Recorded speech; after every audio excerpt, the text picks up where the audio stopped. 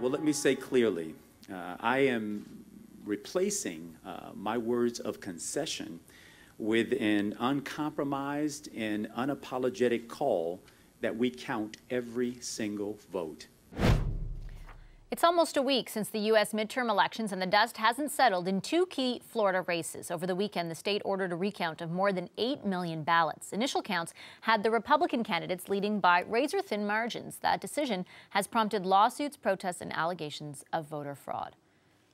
U.S. President Donald Trump tweeted this morning that the Florida election should be called in favor of the two Republican candidates, saying, quote, "An honest count is no longer possible because the ballots are massively infected." Election officials have until Thursday to complete their recounts. But is it even possible that a recount will move the needle? And why are some Republicans alleging voter fraud? Nick Nehamas is an investigative reporter at the Miami Herald, and he joins me now from Miami. Hi, Nick. Thanks for being with us. Thanks for having me. Appreciate your time. Help us understand a bit about what prompted this recount. Well, what prompted the recount is that Florida, and it's amazing because it's such a big state, is very, very evenly divided between Republicans and Democrats and, independents who can go either way. The margins in our elections, and, we're talking 8 million voters, can come down to a few thousand people going one way or the other. Tell me a bit about what in both the races, the governor one and the Senate one, what's behind how close things were, do you think? Well, I think the numbers in this state are pretty even. In the governor's race, you had the Democratic candidate, Andrew Gillum, who was able to drive a lot of votes in the more liberal urban areas, especially in the African-American community, because Gillum himself is African-American. And you had him against the Republican Ron DeSantis, who's much more closely aligned with President Donald Trump. And so he was able to draw out the older voters, the whiter voters, the more conservative voters, certainly some Cuban Americans down in Miami. The way the math works out, it's just the numbers are very, very close. There was a similar dynamic in the Scott Nelson race, which is actually only separated by 12,000 or so votes right now. But really what it comes down to is just that there's an incredibly similar number of Republicans and Democratic voters in this state. Unlike, most states in the U.S., especially the big ones, are solidly Republican or solidly Democrat. Florida is just a huge swing state. You mentioned both of the sort of the margin of either victory or loss, 13,000 in the Senate race or 12,500, and just a little over 30,000 in the other race. Is it possible for a recount to really swing either of those races very much? I think that the Gillum-DeSantis race is more unlikely. It's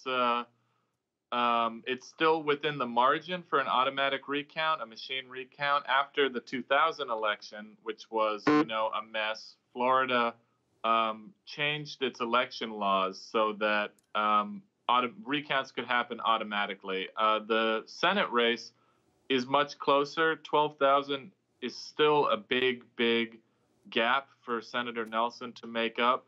But there is an issue of undervoting where he could gain some votes in a liberal county, the county of Broward, because there are some ballots where there was a vote for governor in the other races, but not a vote for Senate. And people are trying to figure out if that was a design flaw on the ballot, which people just didn't notice the Senate race and didn't vote in it. And in that case, it wouldn't help Nelson. Or if there was an issue with the machines counting the ballots that maybe somehow systemically did not record votes for Nelson that exist. And those would be tallied up in a hand recount. But the point is, yes, 12,000 votes is a lot to make up no matter what. And Nick, what about the allegations of voter fraud coming from Rick Scott and Donald Trump? Do you have any idea where those are coming from? Well, the governor and the president have made very loud accusations of voter fraud, but there has simply been no evidence that anyone has reported yet. What's interesting in Florida is that, usually Governor Scott's administration hews quite closely to his message. But in this case, the Florida Department of State, which runs the elections in Florida, came out in public and said that they had seen no evidence or heard no evidence of voter fraud. So they're really stepping on the boss's message, so to speak, which is unusual and shows the extent that these accusations are troubling to people who closely follow elections, because there is just no evidence right now. What's the strategy then behind making the accusations, and does it position, for example, Rick Scott to be position him so that he can say that the results of the recount are thereby not valid? Well, that's one theory. I think, Senator Rubio has also been quite adamant in criticizing local election officials in Broward and Palm Beach, who are certainly not, blameless in terms of their competence, perhaps, or how quickly they're counting up these votes, why they're so far behind the other counties. But I do think you're right. It's a strategy to maybe end this recount sooner than it might otherwise end and undermine people's confidence in the election. And Rick Scott is also suing to require law enforcement officials to seize ballots and tallying machines in 2 counties. Is there any way that the lawsuits, and there's some anticipation there could be more, might actually impact what happens in the recount? Could it prolong it? Could it stop it? What's your take on that? Yes, it could definitely prolong the recount. In fact, in that last lawsuit you just mentioned, a judge just in the last few minutes ruled that the voting machines should not be seized, but he did allow for extra police officers to be stationed in the voting center headquarters in Broward County. But, I mean, this recount could last the entire month of November.